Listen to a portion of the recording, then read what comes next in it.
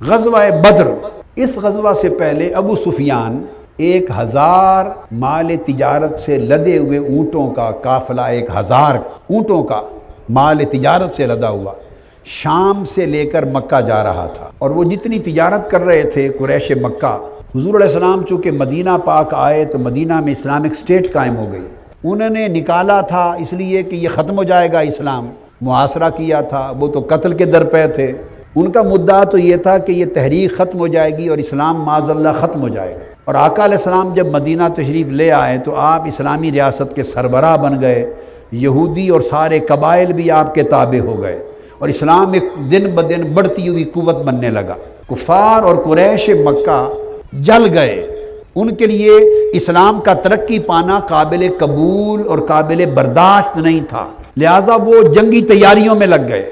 جتنا مال تجارت وہ بیچتے اور تجارت کرتے تو اس کا کچھ حصہ وہ اسلحہ خرید لیتے تھے، اپنا جنگی بجٹ بتاتے رہتے تھے اپنی تجارت سے۔ یہ خاص نکتہ ہے۔ حضور نبی اکرم صلی اللہ علیہ وآلہ وسلم نے یہ جانتے ہوئے کہ وہ تجارت سے جنگی بجٹ بنا کر ریاست مدینہ پہ حملہ کر کے اسلام کو ختم کرنے کا منصوبہ بنا رہے ہیں، لہٰذا آپ نے صحابہ میں سے ایک لشکر کو حکم دیا کہ وہ ان کی اقتصادی ناکہ بندی کریں، اکنامک سینکشنز لگائیں، اور جو ٹریڈ کے راستے تھے اس کی ناکہ بندی کی۔ اب اس کی ناکہ بندی کے پیش نظر ابو سفیان جب واپس پلٹا تو اس نے غلط اطلاع بھجوا دی اہل مکہ کو کہ مسلمانوں نے حملہ کر دیا مجھ پر اور مجھے گھیرے میں لے لیا ہے۔ اس کے آدمی نے جا کے کہا، وہ مسلح ہو کر 1000 یا 900 افراد کا لشکر لے کر وہ آ گئے، حملہ کرنے کے لیے تیار ہو کے آ گئے۔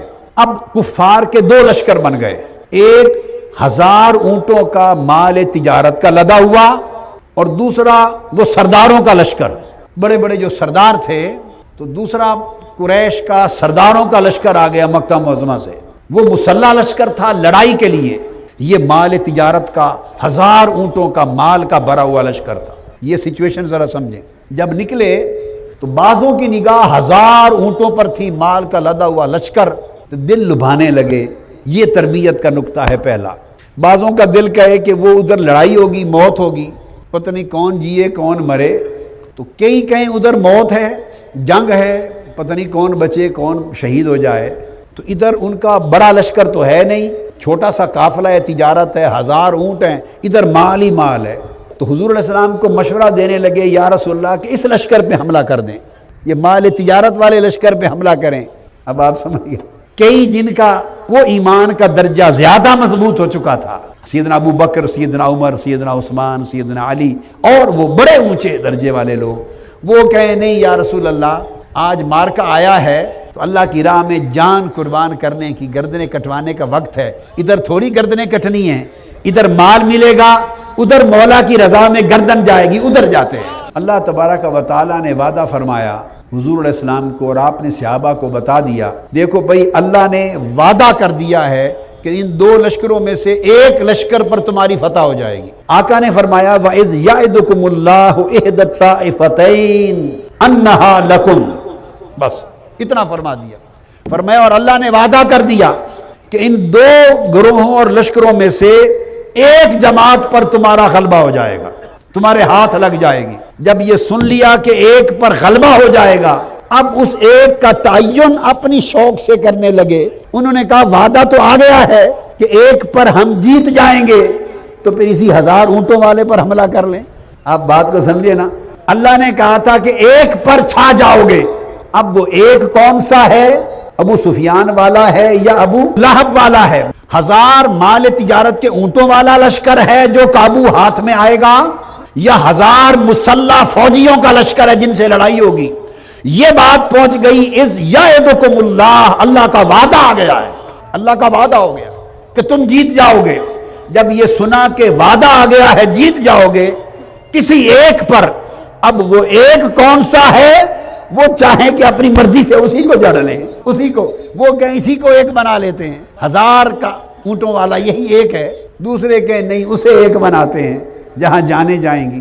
تو پہلا نقطہ یہ سمجھانا مقصود ہے کہ بعض اوقات ایمان کو اتنا مضبوط کرو کہ جب مال نگاہ میں آئے تو دل لرزے نہیں، ایمان کو اتنا مضبوط کرو کہ مال جب سامنے آ جائے اور ہاتھوں کے سامنے بھی پڑا ہو تو دل لرز نہ جائے، پھسل نہ جائے، دل یار کی طرف، مولا کی طرف رہے۔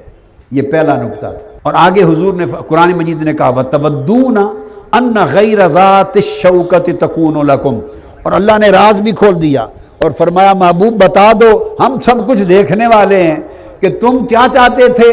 تودون، تم چاہتے تھے وہ جو غیر مسلح لشکر ہے نا، تجارت والا، تم چاہتے تھے اسی پر حملہ کریں اور مال ہاتھ میں آ جائے، مگر اللہ کا ارادہ یہ تھا کہ تمہیں بڑے لشکر سے ٹکرا دیں، بڑے لشکر سے ٹکرا دیں۔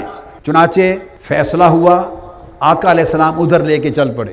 پھر حضور نے مشاورت کی، کتب میں آتا ہے، صحابہ کو بٹھایا اور کہا کہ مشورہ کرتا ہوں کس طرف جانا چاہیے۔ اس میں سیدنا ابو بکر صدیق نے خطاب کیا، سیدنا فاروق اعظم نے خطاب کیا، پھر یک بعد دیگر دوسرے صحابہ نے خطاب کیے، ایک ایک نے کر کے خطاب کیے اور عرض کیا یا رسول اللہ ہم سے نہ پوچھیں، آپ ہمیں کہیں سمندر میں کود جائیں، ہم سمندر میں کود جائیں گے، ہماری جانیں آپ کے ہاتھ میں ہیں، جدھر چاہیں لڑا دیں۔ پھر صحابہ وہ ادھر والے غالب آ گئے، چھاتے چلے گئے، جب حضور کا منشا دیکھا نا، راز یہ تھا، حضور کا منشا سمجھ میں آ گیا کہ حضور ادھر چاہتے ہیں، بس پھسلے ضرور تھے کچھ لوگ مگر ہو تو حضور کے گئے تھے نا۔ وہ بشری کمزوری تھی، کمزوری پھسلا رہی تھی، جب منشا یار دیکھا تو ساری کمزوریاں جاتی رہیں، جوش میں آ گئے، عرض کیا آقا جدھر آپ چاہتے ہیں مت پوچھیں، لے چلیں لے چلیں۔